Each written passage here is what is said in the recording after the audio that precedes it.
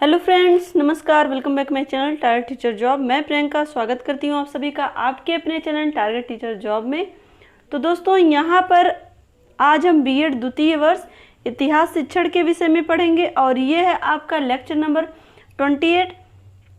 तो दोस्तों, यहाँ पर पढ़ने से पहले हम आपको ये बताना चाहते हैं कि आपका फर्स्ट पेपर शिक्षण के सिद्धांत एवं विधियाँ और फोर्थ पेपर जनसंख्या शिक्षा एवं पर्यावरण शिक्षा का यूपीएच पूरा कंप्लीट हो गया है और हिस्ट्री टीचिंग का भी कंप्लीट होने वाला है। तो दोस्तों, इन सब की लिंक आपको डिस्क्रिप्शन में मिलेगी। साथ ही टेलीग्राम चैनल पर भी आपको बीएड क्लासेस के नाम से ये सारे लिंक वहाँ पर अवेलेबल है। तो आपको जहाँ से भी सुविधा हो वहाँ से आप अपनी स्टडी कर सकते हैं। तो दोस्तों, चलिए देखते हैं इसमें क्वेश्चन। यहाँ पर क्वेश्चन है, इकाई योजना से क्या आशय है, इसके महत्व, पद, लाभ और दोषों की विवेचना कीजिए। दोस्तों, यहाँ पर इकाई योजना के विषय में पूछा और इसके महत्व, पद, लाभ और दोष की विषय में हमें बताना है। तो दोस्तों, चलिए देखते हैं इसका उत्तर। इकाई योजना अपन एक सचेष्ट और कष्ट साध्य कार्य है। तो दोस्तों, कहीं ना कहीं यहाँ पे इकाई योजना के बारे में शुरुआत में देखिए क्या कह रहे हैं कि जो अध्यापन करना, शिक्षण करना एक किसी भी कार्य, यहाँ पर शिक्षण करना एक कठिन कार्य के रूप में बताया गया है। यदि इस कार्य को अध्यापक सफलतापूर्वक संपादित करना चाहता है तो उसे अन्य कार्यों के समान ही अध्यापन कार्य की योजना बना लेनी चाहिए। तो दोस्तों, यहाँ पर अध्यापक के शिक्षण के विषय में कहा जा रहा है कि जो अध्यापन कार्य है वो एक चेष्टा पूर्वक किया गया कोई सार्थक कार्य कह सकते हैं, या फिर हम कह सकते हैं कि एक साध्य है जिसके द्वारा शिक्षा को छात्रों तक पहुंचाया जाता है। और यहाँ पर अगर किसी शिक्षक को अपना अध्यापन कार्य या शिक्षण कार्य जिसे हम कहें करना है, सफलतापूर्वक संपादित करना है, तो उसके लिए उसे अन्य कार्यों के समान, जिस तरह से हम किसी कार्य के लिए एक पूर्व निर्धारित योजना तैयार करते हैं, उसी तरह से शिक्षण कार्य के लिए भी पाठ योजना को तैयार करना बहुत ही ज़्यादा आवश्यक होता है अगर आपको सफल शिक्षण संपादित करना है या फिर आपको सफल अध्यापन कार्य करना है। तो वास्तव में प्रत्येक कार्य तभी समुचित व व्यवस्थित रूप से किया जा सकता है जब उसे पूरा करने के लिए योजना बना ली जाए और फिर उस योजना के अनुसार ही कार्य किया जाए। तो दोस्तों, यहाँ पे क्या कर रहा है कि किसी भी कार्य को करने के लिए वो सही ढंग से तभी होगा जब उसकी समुचित योजना बनाई जाए। बिना किसी भी कार्य को समुचित योजना के वो कार्य सही ढंग से नहीं होगा। इसी सिद्धांत के अनुसार यहाँ पर हम देखें, इसी सिद्धांत के अनुसार अध्यापक को अपने कार्य से संबंधित योजना बनाकर उस योजना के अनुसार ही अध्यापन कार्य करना चाहिए। तो दोस्तों, जिस तरह से अन्य कार्य के लिए योजना बनाई जाती है, उसी तरह से अध्यापन कार्य के लिए भी, शिक्षण कार्य के लिए भी शिक्षक को योजना बनानी चाहिए। अध्यापक को चाहिए कि वह अध्यापन से संबंधित दैनिक, साप्ताहिक, मासिक, त्रैमासिक योजनाएं बनाए। तो दोस्तों, यहाँ पर एक शिक्षक के लिए ये निर्देश दिया जा रहा है कि किस तरह से शिक्षक अपने अध्यापन कार्य को सही ढंग से करने के लिए दैनिक यानी कि रोज की योजना बनाए और साथ ही सप्ताह में उसे क्या योजना, अपनी योजना के हिसाब से क्या क्या शिक्षण कार्य करना है और माह में कितना उसे शिक्षण कार्य करना है, और साथ ही साथ वार्षिक योजना को भी बनाए। योजना बनाने का दूसरा रूप यह भी हो सकता है कि वह दैनिक पाठ योजनाएं तथा संपूर्ण पाठ की इकाई योजनाएं बनाए। तो दोस्तों, इसके अलावा भी अगर वह दूसरे रूप में बनाए तो दैनिक पाठ योजनाओं के साथ साथ संपूर्ण पाठ योजना को बना के रखे। जितनी भी संपूर्ण पाठ की इकाई है वो एक तरह से योजना के रूप में बना के रखे। तो एक तरह से यहाँ पर सफल शिक्षण कार्य करने के लिए ही योजना बनाने की बात कही जा रही है। क्लियर? अब हम देखते हैं, ये तो दोस्तों हो गई भूमिका, इकाई योजना की ये भूमिका है कि इकाई योजना की शुरुआत एक शिक्षक के लिए किस तरह से होती है। जब एक शिक्षक को अपने शिक्षण कार्य को प्रभावशाली भी बनाना होता है, साथ ही सही ढंग से अधिगम भी करना होता है तो उसको कहीं ना कहीं योजना बनाने की आवश्यकता होती है, पाठ योजना, जिसके माध्यम से वो अपने छात्रों को सही ढंग से शिक्षा दे सके। तो इसके लिए वो एक योजना बनाकर, दैनिक योजना, साप्ताहिक योजना या फिर मासिक योजना या वार्षिक योजना, इस तरह की योजनाएं बनाकर ही वह अपने शिक्षण कार्य को सही ढंग से कर पाएगा और प्रभावशाली भी बनेगा उसका शिक्षण कार्य। तो यहाँ पर हम देखते हैं आगे इकाई योजना। अब यहाँ से हम देखते हैं इकाई योजना के विषय में।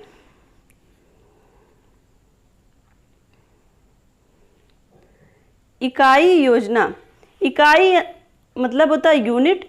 शब्द को शिक्षा जगत में लाने का श्रेय भी हर्बर्ट को जाता है। हर्बर्ट, इसके पहले हम लोग पढ़े थे ना हर्बर्ट का शिक्षण उपागम, जिसमें उसके 5 पद थे, प्रस्तावना, प्रस्तुतीकरण, याद है ये सारी चीज़ें। और ये दोस्तों हर्बर्ट का शिक्षण उपागम वाला जो 5 पद हैं इसके, ये 5 पद बहुत ही ज़्यादा महत्वपूर्ण हैं और ये कभी ना कभी लॉन्ग में भी पूछ सकता है, शॉर्ट में भी पूछ सकता है। तो ये क्वेश्चन आपको जरूर याद रखना है।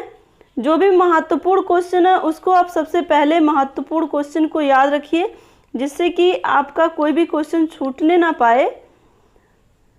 तो दोस्तों उसके जो 5 पद हैं कौन कौन से हैं? प्रस्तुतिकरण, यहाँ पे प्रस्तावना है पहला, फिर उसके बाद प्रस्तुतिकरण, फिर तुलना, फिर प्रयोग, फिर पुनरावृत्ति। ये 5 पद इसके जो सोपान हैं पाठ योजना के, ये बहुत ही महत्वपूर्ण है। इसको आप इसके पहले जब हम पढ़ाए हैं तो वो सारे जितने भी, इसीलिए हम आपको जब भी डिस्क्रिप्शन में देते हैं तो हम एक वीडियो नहीं बल्कि पूरी प्लेलिस्ट ही आपको देते हैं, जिससे कि आप सीरियल वाइज अपने यूपीएच को भी कंप्लीट करेंगे और आपका सीरियल वाइज पूरा तैयार भी हो जाएगा। तो दोस्तों आगे देखते हैं। इकाई शब्द को शिक्षा जगत में लाने का श्रेय हर्बर्ट को जाता है, किंतु इसका व्यापक प्रयोग सन 1929 के बाद ही हुआ। तो दोस्तों यहाँ पर 1929 के बाद इसका व्यापक प्रयोग हुआ। अब प्रश्न है कि इकाई क्या है। इस प्रश्न का उत्तर देने के लिए इकाई के नीचे कई परिभाषाएं प्रस्तुत हैं। तो दोस्तों इसमें अब ये प्रश्न होता है कि इकाई क्या है, इसके लिए हम अलग अलग विद्वानों के अनुसार परिभाषाएं देखेंगे। इसमें है पहला, रिस्क के अनुसार इकाई किसी समस्या या योजना से संबंधित सीखने वाली क्रियाओं की समानता या एकता को बनाती है। तो दोस्तों इनका क्या मत है कि इकाई किसी समस्या या योजना से संबंधित सीखने वाली जो भी क्रिया होती है उसमें समानता या एकता को बनाती है। जो भी समस्या यहाँ पे अगर हम बात करें तो वो हो जाएगा प्रयोग से संबंधित, लेकिन अगर हम योजना की बात करें तो वो हो जाएगा पाठ से संबंधित। तो किसी भी पाठ से संबंधित जो योजना बनाई जाती है जिसमें एक तरह से क्रिया भी होगी और क्रिया के साथ साथ उसमें समानता और एकरूपता भी देखने को मिलेगी, जहाँ पर शिक्षक अपने सरल भाषा के माध्यम से, अपने सरल शिक्षण कार्य के माध्यम से छात्रों के व्यवहार परिवर्तन के साथ साथ उसमें अधिगम भी करवाएगा। तो दोस्तों ये आपका हो गया रिस्क के अनुसार। अब हम देखते हैं यहाँ पे बोसिंग के अनुसार। इकाई अर्थपूर्ण परस्पर संबंधित क्रियाओं की वह व्यापक श्रृंखला है। इकाई अर्थपूर्ण परस्पर संबंधित क्रियाओं की वह व्यापक श्रृंखला है जो विकसित होकर बालकों के उद्देश्य की पूर्ति करती है, जिससे बालक महत्वपूर्ण शैक्षिक अनुभव प्राप्त कर सकें और अपने व्यवहार में वांछित परिवर्तन ला सकें। तो दोस्तों इकाई का क्या मतलब है कि इकाई एक अर्थपूर्ण परस्पर संबंधित क्रिया है, एक ऐसी क्रिया जिसका कुछ अर्थ निकले और साथ ही वो एक व्यापक रूप में भी हो और साथ ही वो क्रमबद्ध तरीके से हो, श्रृंखला के रूप में हो, जिससे कि बालक के उद्देश्यों की भी पूर्ति हो और साथ ही जो महत्वपूर्ण शैक्षिक अनुभव प्राप्त कर सकते हैं बालक, उस इकाई के माध्यम से, उस क्रमबद्ध श्रृंखला के माध्यम से, उस कड़ी के माध्यम से, उस संबंधित क्रिया के माध्यम से वो जो अनुभव प्राप्त करेंगे उस अनुभव से, उस अधिगम से उनके व्यवहार में परिवर्तन होगा, जिससे कि वो अपने अधिगम को सही ढंग से कर पाएंगे।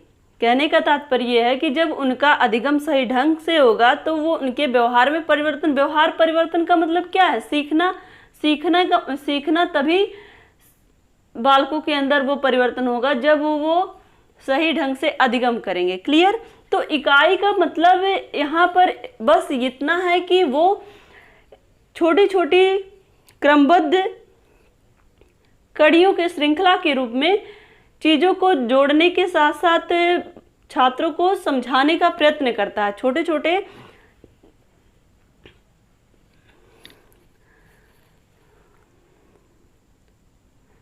यहाँ पर हम बात करें तो कहीं ना कहीं अर्थपूर्ण परस्पर छोटी छोटी क्रियाओं के माध्यम से यहाँ पर अर्थपूर्ण ढंग से क्रमबद्ध तरीके से छात्रों को समझाने का जो प्रयास होता है शिक्षक का, उसी प्रयास को ही इकाई के रूप में, एक तरह से जो क्रमबद्ध कड़ियाँ होती हैं वो इकाई के रूप में होती हैं, उस इकाई को शिक्षक इसलिए बनाता है जिससे कि छात्रों का अधिगम हो और उनका व्यवहार परिवर्तन हो। क्लियर?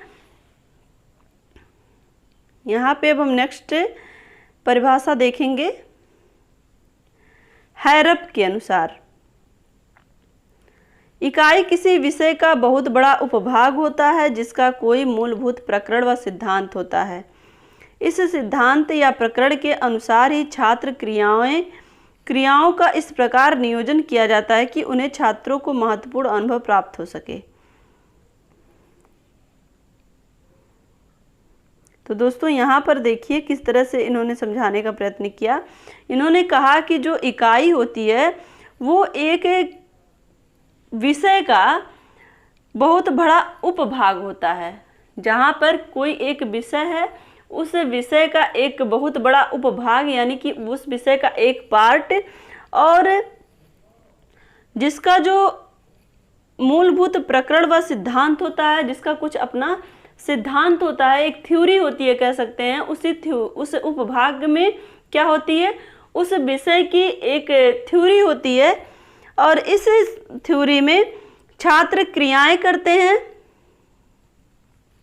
एक तरह से जो छात्र क्रियाएं करती हैं वो शिक्षक के द्वारा जो योजनाएं बनाई जाती हैं, जो नियोजन किया जाता है, उसके आधार पर वहाँ पर शिक्षक अपने छात्रों को क्रियाओं के माध्यम से, साथ ही जो शिक्षक के माध्यम से जो शिक्षण प्रोवाइड किया जाता है उसके माध्यम से छात्र के अनुभव में परिवर्तन होता है। शिक्षक के माध्यम से जो छात्र क्रियाएं करते हैं उससे छात्र का अनुभव बढ़ता है और उस अनुभव को प्राप्त करने के बाद छात्रों में अधिगम होता है, जिससे कि उनका व्यवहार परिवर्तन होता है। तो इस तरह से हमने देखा हैरप के अनुसार भी। तो यहाँ पर अब हम देखते हैं, इन परिभाषाओं से स्पष्ट है कि इकाई योजना सीखने या अनुभव प्राप्त करने का वह एकीकृत रूप है यहाँ पर जिसे किसी एक शिक्षण क्रिया द्वारा प्रदान किया जाता है। तो दोस्तों यहाँ पर क्या निकल के आ रहा है कि इकाई योजना क्या है? सीखने और अनुभव प्राप्त करने का एक मिला जुला रूप है जो कि शिक्षण क्रिया द्वारा प्रदान किया जाता है। जो शिक्षक है वो शिक्षक अपने शिक्षण क्रिया के माध्यम से छात्रों के अनुभव में और उनके सीखने के स्वरूप में वृद्धि करता है। कहने का तात्पर्य यह है कि शिक्षक अपने शिक्षण के माध्यम से छात्रों के सीखने के साथ साथ उनके अनुभव में वृद्धि करता है, जिससे कि उनका व्यवहार परिवर्तन होता है, उनका अधिगम होता है। और यही सीखने की वह योजना है जो सीखने के लिए किसी एक महत्वपूर्ण बिंदु पर केंद्रित होती है। और दोस्तों ये जो योजना शिक्षक बनाता है वो किसी एक महत्वपूर्ण बिंदु पर केंद्रित होती है। उस केंद्र को ही क्या कहता है? इकाई योजना कहा जाता है। क्लियर? अब हम देखेंगे यहाँ पर इकाई योजना के प्रकार। सामान्यतः इकाई योजना दो प्रकार की होती है। यहाँ पर सामान्यतः इकाई योजना को कितने प्रकार में बांटा गया है? नंबर 1 है यहाँ पर विषय वस्तु की इकाई योजना और अनुभव की इकाई योजना। सामान्यतः इकाई योजना को कितने प्रकार में बांटा गया?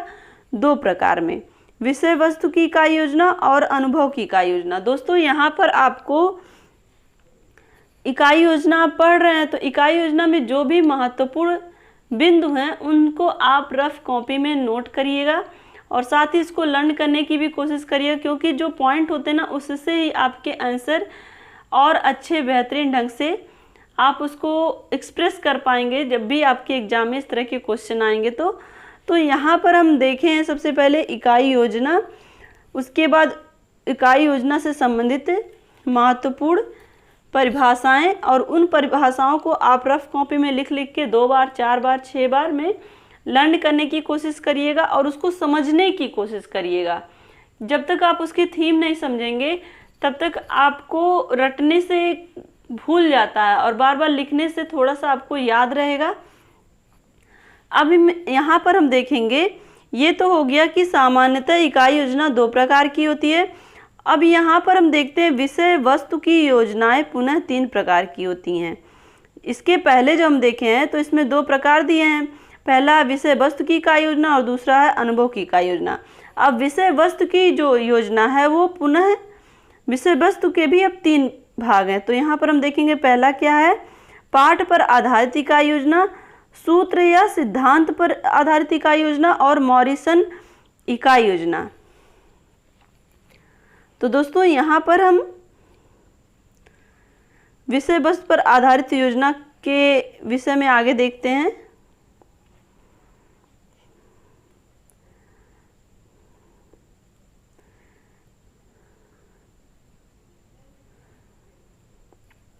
यहाँ पर दिया है सीधे मॉरिसन इकाई योजना। तो मॉरिसन इकाई योजना का विकास मॉरिसन ने ही किया था, जैसे कि इनके नाम पर ही देखेंगे दोस्तों, इनके नाम पर ही इस योजना का नाम रखा गया है, तो ये चीज़ आपको नहीं भूलेगी। मॉरिसन इकाई योजना यानी कि मॉरिसन के नाम पर इसका विकास हुआ। यह योजना वातावरण या संस्कृति, यहाँ पर हम देखेंगे यह योजना वातावरण या संस्कृति के किसी एक पहलू या क्षेत्र से संबंधित होती है। तो जो मॉरिसन इकाई योजना वो किससे संबंधित है? वातावरण, संस्कृति, वातावरण या संस्कृति, यहाँ पर दोनों में से किसी एक पहलू या क्षेत्र से संबंधित होती है। यहाँ पे याद रहेगा ना आपको, मॉरिसन इकाई योजना किन से संबंधित है? ये इन्हीं के नाम पर इसका विकास हुआ है और ये वातावरण और संस्कृति के किसी एक पहलू या क्षेत्र से संबंधित होती है। और इस प्रकार की इकाई योजनाएं कला, विज्ञान, संस्कृति, सामाजिक या भौतिक वातावरण के किसी एक तथ्य को लेकर बनाई जाती हैं। तो दोस्तों यहाँ पर हम देखेंगे इनकी जो इकाई योजना है वो वातावरण और संस्कृति से संबंधित होती है। और अगर बात करें इस योजना को बनाए जाने की तो वो कला, विज्ञान, संस्कृति, सामाजिक या भौतिक वातावरण के किसी एक तथ्य को लेकर बनाई जाती हैं। क्लियर? अब आपको ये चीज़ नहीं भूलेगी। अब हम देखते हैं अनुभव की इकाई योजना भी 3, यहाँ पर हम देखेंगे अनुभव की इकाई योजना भी 3 प्रकार की होती है। तो दोस्तों यहाँ पर ये जो मॉरिसन इकाई हम देखे हैं, ये मॉरिसन इकाई जो इकाई योजना के पहले प्रकार की जो योजना थी विषय वस्तु की इकाई योजना, इसके अंतर्गत आता है। और ये जो अनुभव इकाई योजना है ये इकाई योजना का दूसरा प्रकार है, ये दूसरा प्रकार है। क्लियर? ये आपका दूसरा प्रकार है। तो इसके अंतर्गत देखिए 3 प्रकार की योजनाएं आ रही, उद्देश्य पर आधारित इकाई योजना और रुचि पर आधारित इकाई योजना और आवश्यकता पर आधारित इकाई योजना। क्लियर? यहाँ पर हमने क्या देखा, इकाई योजना के प्रकार, इकाई योजना के 2 प्रकार हैं, विषय वस्तु की इकाई योजना और अनुभव की इकाई योजना। और अब विषय वस्तु की इकाई योजना के भी 3 प्रकार थे, पाठ पर आधारित इकाई योजना, सूत्र या सिद्धांत पर आधारित इकाई योजना और मॉरिसन इकाई योजना। तो मॉरिसन इकाई योजना आपने डिफाइन कर लिया। और अब यहाँ पे इकाई योजना को जो दूसरा प्रकार है अनुभव की इकाई योजना, अनुभव की इकाई योजना के भी 3 प्रकार हैं। इसके पहले जब आप पढ़े हैं विषय वस्तु की इकाई योजना, उसके भी 3 प्रकार थे और अनुभव इकाई के भी 3 प्रकार हैं। तो दोस्तों ये तीनों में क्या है, उद्देश्य पर आधारित, रुचि पर आधारित और आवश्यकता पर आधारित। क्लियर? यही मेन पॉइंट आप नोट करते जाइएगा, जिससे कि जब पॉइंट नोट रहता है तो आप उसको डिफाइन कर ले जाएंगे। तो चलिए देखते हैं इसमें। अब इकाई योजना के सोपान, इकाई योजना के क्या क्या सोपान होते हैं। और दोस्तों यहाँ पर अब देखेंगे जब इकाई योजना के सोपान, तो इस योजना में कौन कौन से पद या सोपान रखे जाएं, इस संबंध में अलग अलग मत हैं। दोस्तों अलग अलग विद्वानों ने अलग अलग मत दिए हैं, फिर भी निम्नांकित 2 प्रणालियाँ अधिक प्रचलित हैं। तो दोस्तों इसमें 2 प्रणालियाँ अधिक प्रचलित हैं। ग्राहम्स के सोपान, तो दोस्तों ग्राहम्स या आइवर्सन ने इकाई योजना के लिए निम्न सोपान प्रसारित किए हैं। तो दोस्तों यहाँ पर हम देखें इनके क्या क्या सोपान हैं। ये हैं आपका प्रस्तावना, नियोजन, अनुसंधान और अवबोध।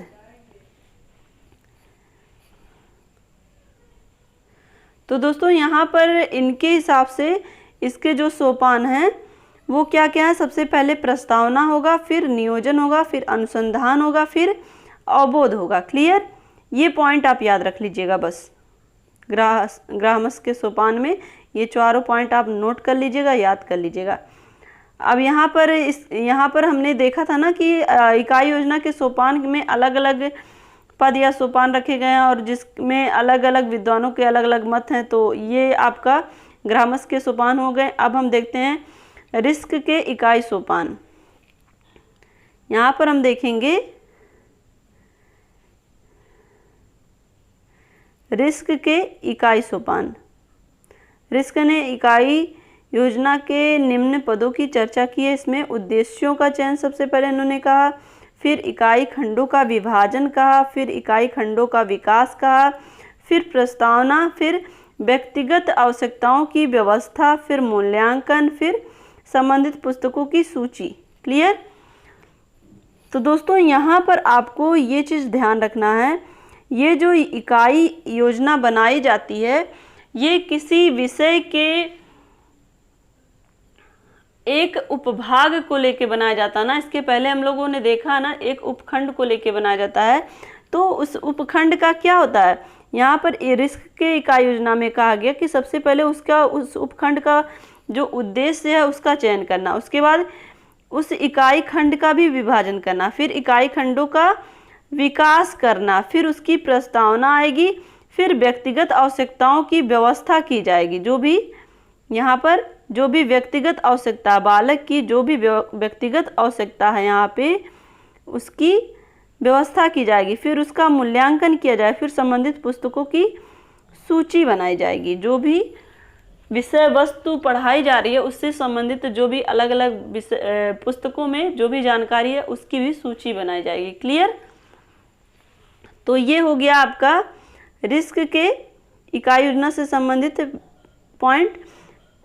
और ये सारी चीज़ें दोस्तों आप इसको रफ कॉपी में लिख के याद कर लीजिएगा। अब यहाँ पर हम देखें जिस प्रकार से हम किसी एक पाठ के किसी एक खंड को किसी एक दिन पढ़ाने के लिए दैनिक योजना बनाते हैं, ठीक उसी प्रकार पूरे पाठ की योजना बनाई जाती है कि पूरे पाठ को पढ़ाने के लिए किस किस दिन क्या क्या पढ़ाना है, कैसे पढ़ाना है, पढ़ाने के लिए किन किन उपकरणों की आवश्यकता होगी, क्या छात्र क्या क्या क्रियाएं करेंगे और साथ ही अध्यापक क्या क्या क्रियाएं करेगा, छात्रों का मूल्यांकन किस प्रकार होगा, आदि सभी बातों का उल्लेख किया जाता है। तो दोस्तों यहाँ पर देखिए कितने अच्छे ढंग से बताया गया है कि जिस प्रकार से किसी एक पाठ के लिए एक खंड को किसी एक दिन पढ़ाने के लिए दैनिक योजना बनाई जाती है। यहाँ पर देखेंगे जिस तरह से दैनिक योजना बनाई जाती है उसी प्रकार पूरे पाठ की योजना बनाई जाती है, उसी तरह से पूरे पाठ की योजना बनाई जाती है। और उस पूरे पाठ को पढ़ाने के लिए किस किस दिन क्या पढ़ाना है, अलग अलग दिन का भी रिकॉर्ड रखा जाता है और उसमें पढ़ाने के लिए किन किन उपकरणों की यानी कि जो भी शिक्षण सामग्री होगी उसकी आवश्यकता क्या, कौन सी उपकरण की आवश्यकता होगी, और छात्र क्या क्रिया करेंगे और अध्यापक क्या क्रिया करेंगे, इसका भी विवरण उसमें लिखा जाता है। और छात्रों का मूल्यांकन किस प्रकार से होगा, इस बात का भी उल्लेख उसमें किया जाता है। तो इस तरह से यहाँ पर हम देखें इन सारी चीज़ों का विवरण इसमें दिया जाता है। अब हम देखते हैं यहाँ पर आपका ये रिस्क के इकाई योजना से संबंधित जो पद थे उसके विषय में हमने चर्चा की। अब हम देखते हैं इकाई योजना के लाभ क्या हैं।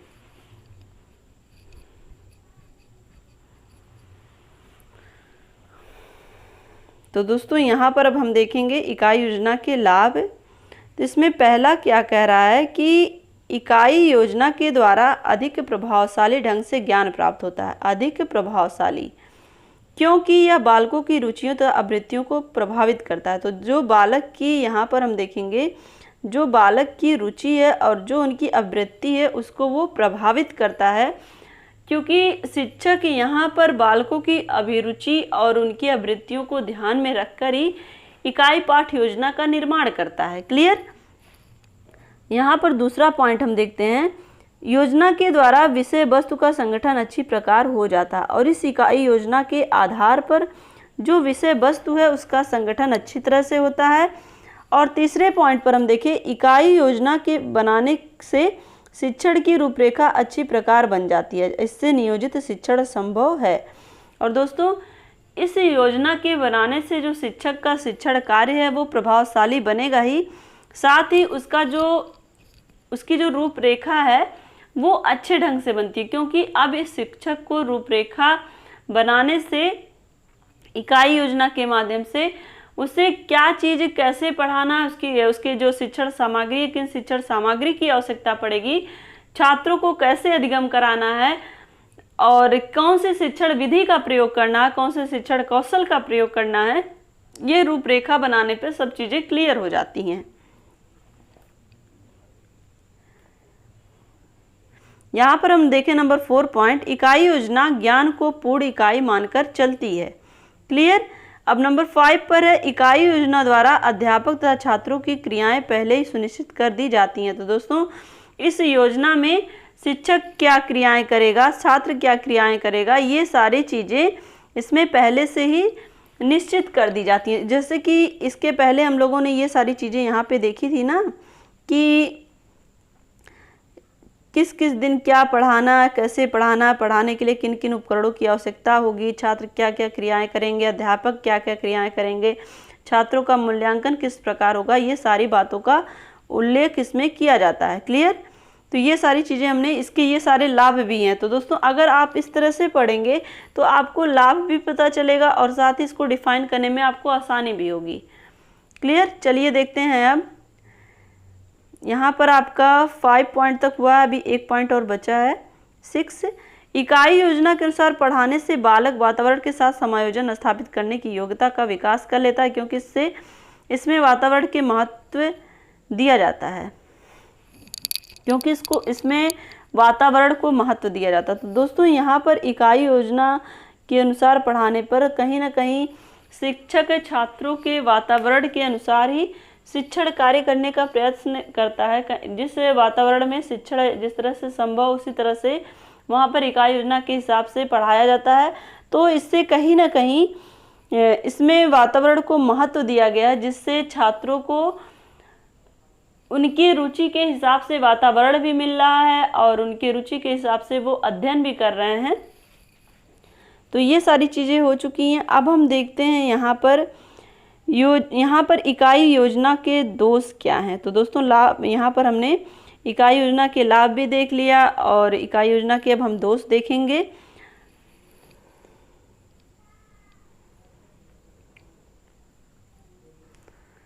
तो दोस्तों इसमें पहला है कि इकाई योजना तैयार करना एक कठिन कार्य है। तो दोस्तों ये काफ़ी डिफ़िकल्ट कार्य तो है ही, क्योंकि इसके लिए शिक्षक के पास पर्याप्त समय होना चाहिए। और नंबर 2 पर हम देखें, इकाई योजना के अनुसार पढ़ाने से शिक्षण यंत्रवत हो जाता है। तो दोस्तों कहीं ना कहीं जब शिक्षक इकाई योजना के हिसाब से पढ़ाएगा तो वो जो उसकी पूर्ण स्वतंत्रता है वो कहीं ना कहीं गायब हो जाएगी। वो छात्रों को अपने स्वतंत्र शिक्षण में नहीं शिक्षण कार्य दे पाएगा। तो कहीं ना कहीं वो एक तरह से यंत्रवत हो जाएगा, एक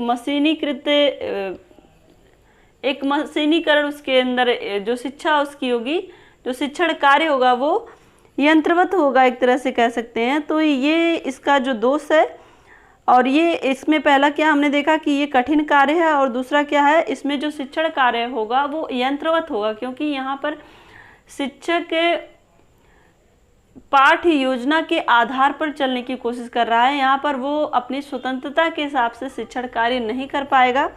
तो इसमें तीसरा पॉइंट क्या कर रहा है, इकाई योजना में सहायक सामग्री तथा अन्य उपकरणों के प्रयोग पर बल दिया जाता है, अतः इसमें अधिक धन की आवश्यकता पड़ती है। तो दोस्तों यहाँ पर इकाई योजना में जो सहायक सामग्री और अन्य उपकरण यूज होते हैं उसके प्रयोग पर बल दिया जाता है कि ये उपकरण यूज किए जाएं, ये सहायक सामग्री यूज किया जाए। तो कहीं ना कहीं इसके लिए अधिक धन की आवश्यकता होती है। तो जो सहायक सामग्री या शिक्षण सामग्री नहीं रहेगी उसके लिए पर्याप्त धन की आवश्यकता होगी, तो इसमें अधिक धन खर्च होगा। अब हम देखते हैं नंबर 4 पॉइंट क्या कह रहा है कि इकाई योजना के अनुसार पढ़ाने के लिए पूर्ण प्रशिक्षित अध्यापकों की आवश्यकता पड़ती है। तो दोस्तों इसमें आपको रटने की आवश्यकता नहीं है, क्योंकि इसको जब आप ध्यान से देखेंगे जो इसके गुण होंगे ना उसी के अपोजिट इसके दोष भी आएंगे। देखिए, जब एक शिक्षक पूरी तरह से प्रशिक्षित होगा और जब प्रशिक्षित अध्यापक होंगे तभी इस तरह के कार्य कर पाएंगे।